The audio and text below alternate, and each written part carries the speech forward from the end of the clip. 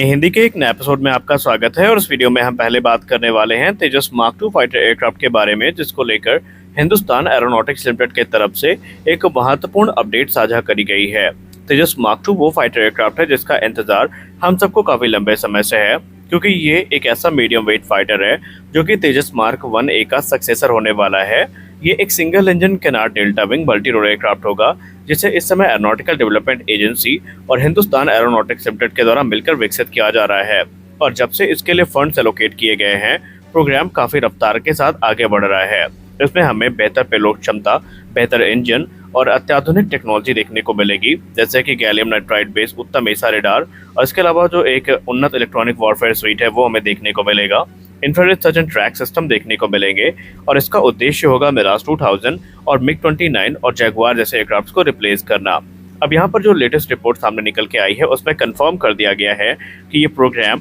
समय से थोड़ा पहले चल रहा है, जहाँ पर अनुमानित है कि अक्टूबर या उससे पहले ही इसका रोल आउट देखने को मिल सकता है और मार्च में इसकी जो पहली उड़ान है वो आयोजित कर ली जाएगी। इसमें जनरल इलेक्ट्रिक का F414 इंजन इस्तेमाल किया जाएगा, जो कि 98 किलोन्यूटन का थ्रस्ट जनरेट करने में सक्षम है। लोगों के मन में ये सवाल है कि डील फाइनलाइज ना होने के चलते क्या अभी ये इंजन उपलब्ध हैं? तो जी हाँ, लिमिटेड नंबर्स में ही सही पर इंजन भारत आ चुके हैं, जिनका यूज तेजस मार्क 2 की टेस्टिंग में किया जाएगा। ये एयरक्राफ्ट हमें 6500 किलोग्राम के पेलोड कैपेसिटी के साथ देखने को मिलता है, जो कि तेजस मार्क 1A के 3500 किलोग्राम की तुलना में काफी ज्यादा है। हथियारों की बात करें तो ये लगभग सभी इंडिजिनस वेपन सिस्टम्स को कैरी करने में सक्षम है, जिसमें अस्त्र मार्क 1, अस्त्र मार्क 2 और अस्त्र मार्क 3 जैसी एयर टू एयर मिसाइल शामिल है। तो वहीं रुद्रम 1, रुद्रम 2 और रुद्रम 3 जैसी जो air to ground anti radiation missiles हैं वो भी शामिल हैं। और ब्रह्मोस NG का इंटीग्रेशन भी इसमें कंफर्म हो चुका है, यानी कि ब्रह्मोस NG को भी इसमें इंटीग्रेट किया जाएगा।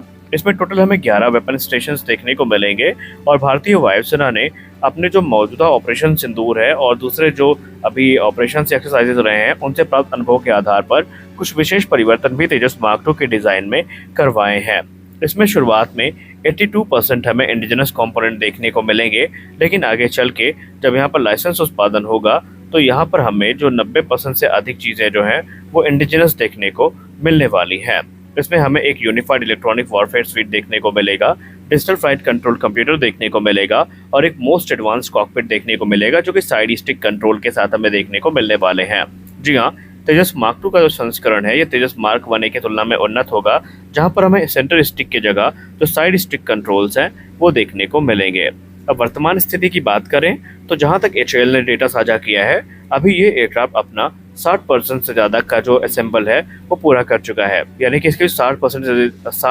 से ज़्यादा जो असेंबली का कार्य है वो पूरा किया जा चुका है और इसका रोल आउट अक्टूबर 2025 या उससे थोड़ा पहले होने की उम्मीद है। अगर हम पहली उड़ान की बात करें तो मार्च 2026 में इसकी पहली उड़ान को लगभग तय कर लिया गया है और ये भारत के लिए एक बहुत बड़ा ब्रेक थ्रू होगा, क्योंकि HAL ने ये भी कंफर्म किया है कि इसके तकरीबन 4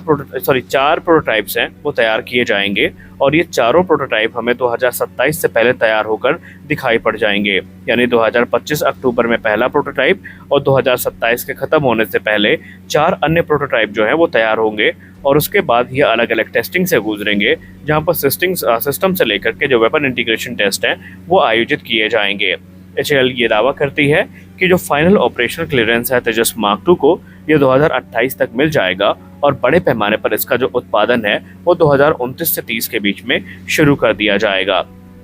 हालांकि शुरुआत में इसमें कुछ विलंब देखने को मिली थी, जहां पर F414 इंजन की डिलीवरी प्रभावित हुई थी, लेकिन अब क्योंकि ये हो चुकी है तो अब जो तेजस मार्क 2 प्रोग्राम है ये पटरी पर वापस आ चुका है। अगर हम उत्पादन योजना की बात करें तो इंडियन एयरफोर्स इनिशियली 110 से लेकर 120 तेजस मार्क 2 को लेकर प्रतिबद्ध है, जो कि 6 स्क्वाड्रन्स को फॉर्म करती है, लेकिन इसके बाद अनुमान है कि अतिरिक्त 210 विमानों के भारतीय वायुसेना की ज्वाइन करने की उम्मीदें हैं, जिनका निर्माण HAL के नासिक और बेंगलुरु फैसिलिटी में किया जाएगा। और इसमें जो प्राइवेट कंपनियां हैं इनका जो कह सकते हैं इनका सहयोग लिया जाएगा और इनकी तरफ से जो कोलैबोरेशन है वो संभव है, क्योंकि आपको याद दिला दें भारतीय वायुसेना काफ़ी लंबे समय से जो प्राइवेट सेक्टर के साथ कोलैबोरेशन है इसका समर्थन कर रही है और एक प्राइवेट प्रोडक्शन लाइन का समर्थन भी भारतीय वायुसेना के तरफ से किया गया है। हालांकि अब आपको बता दें, शुरुआत में हो सकता है आपको अजीब लगे, लेकिन हम आपको शुरुआत से कहते आए हैं कि अब जो चीज़ें हैं वो पहले जैसे नहीं रही हैं।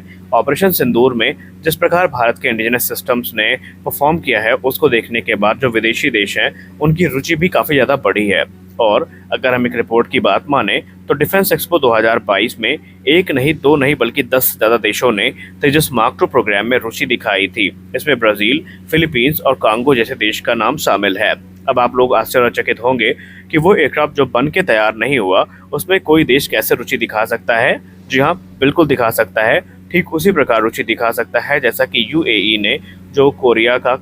KF-21 बोरामी है उसमें अपनी रुचि दिखाई है। इसके अलावा और भी कई प्रोग्राम हैं जो कि अंडर डेवलपमेंट है, लेकिन जो पोटेंशियल बायर्स हैं वो उनकी कैपेबिलिटी को समझ चुके हैं और उसमें अपनी रुचि को वो दिखा भी रहे हैं। अब वायुसेना के लिए तेजस मार्क II का महत्व तो अपने आप में काफ़ी इंपॉर्टेंट हो जाता है, क्योंकि भारतीय वायुसेना के पास वर्तमान में 31 स्क्वाड्रन है, जबकि स्वीकृत संख्या हमारे पास 42 की है। हमारे पास 42 स्क्वाड्रन होनी चाहिए ताकि हम टू फ्रंट वॉर की स्थिति से निपट सकें। लेकिन आने वाले भविष्य में जो ये नंबर्स हैं ये कम हो सकते हैं और ऑलरेडी MiG-21, MiG-23 और MiG-27 के रिटायर होने के बाद ये कमी बढ़ रही है और इसकी पूर्ति करने के लिए तेजस मार्क 1A और तेजस मार्क II को जिम्मेदारी उठानी पड़ेगी। और तेजस मार्क II 200 से अधिक नंबर्स के साथ इस कमी को पूरा करने में अपनी भूमिका सुनिश्चित करेगा। तो ये चीज़ यहाँ पर स्पष्ट है कि भारत इन एयरक्राफ्ट्स को बड़ी संख्या में अवश्य खरीदेगा। एक और चीज़, यहाँ पर जो स्वदेशीकरण और आत्मनिर्भरता का इनिशिएटिव सामने लाया गया है, उसका यहाँ पर तेजस मार्क II में एक विशेष योगदान देखने को मिलेगा। इस अभियान के तहत जो आयातित एयरक्राफ्ट हैं, इन पर डिपेंडेंसी कम करके जो कह सकते हैं स्वदेशी एयरक्राफ्ट हैं, इनको ज़्यादा प्रोत्साहन दिया जाएगा। कुछ रिपोर्ट या कुछ अधिकारी ये भी तो इंगित करते हैं, खैर इनका दावा नहीं करते, लेकिन उनका ये मानना है कि अगर तेजस मार्क II 2025 में आ जाता है रोल आउट होके, तो MRFA की संभावनाओं को ये पूरी तरीके से खत्म कर देगा और संभावित है कि फिर भारतीय वायुसेना लिमिटेड नंबर्स में ही अपने एयरक्राफ्ट को, जो राफेल हो सकते हैं या कोई भी हो सकता है, उनको खरीदे और अपनी तत्काल ज़रूरतों को पूरा करे। अच्छा, एक और चीज़ आपको बता दें कि Tejas Mark II 4.5 generation plus aircraft है, जो कि राफेल और F-16 से टेक्नोलॉजिकली एडवांस होगा और इसमें जो हथियार हैं, रेंज है, ये सब कुछ काफ़ी अच्छा होगा। और जिस प्रकार भारत इस समय डोमिनेट कर रहा है स्काइस को, उसमें इनकी भूमिका भी काफ़ी महत्वपूर्ण होगी। और इसकी प्राइस अपने आप में काफ़ी अट्रैक्टिव है, क्योंकि अनुमानित है कि इसकी यूनिट कॉस्ट तकरीबन $42 मिलियन प्रति यूनिट की होगी, यानी पर यूनिट कॉस्ट इसकी $42 मिलियन की होगी,